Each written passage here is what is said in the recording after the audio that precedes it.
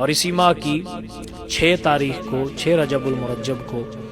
عطائے رسول فی الہند خواجہ خواجگاں خواجہ معین الدین چشتی حسن اجمیری رحمۃ اللہ تعالی علیہ، آپ وہ ہستی ہیں کہ آپ کا میرے نبی پاک صلی اللہ علیہ وآلہ وسلم خواب میں ملے اور اپنی زیارت عطا فرمائی اور ارشاد فرمایا کہ بیٹا جاؤ ہندوستان میں ہمارے دین کی تبلیغ کرو۔ تو کہا کہ یا رسول اللہ جب یہاں ہوتا ہوں تو دل اداس ہوتا ہے، تو آپ کے روضہ انور کی زیارت کرتا ہوں، جب وہاں سے دور چلا جاؤں گا تو آپ کا روضہ انور نہیں نظر آئے گا،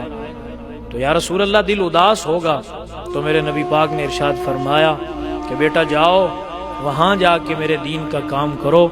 یہاں جب دل اداس ہوتا تھا تو میرے روزے کو دیکھتے تھے، تو جب وہاں دل اداس ہو تو آنکھیں بند کر لینا، روزے والا خود آ جائے گا۔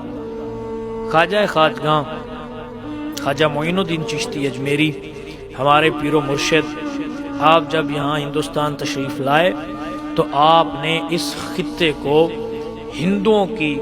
جتنی بھی رسومات اور ان کی پلیتیاں اور کفر تھا ان سب سے اس علاقے کے لوگوں کو نکال کر تقریباً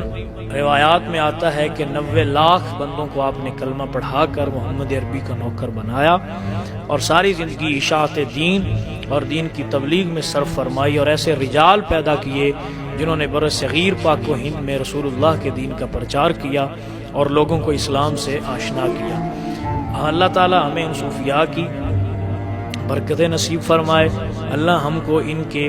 راہ پر چلنے کی توفیق عطا فرمائے اور ان کے فیضان میں سے حصہ عطا فرمائے۔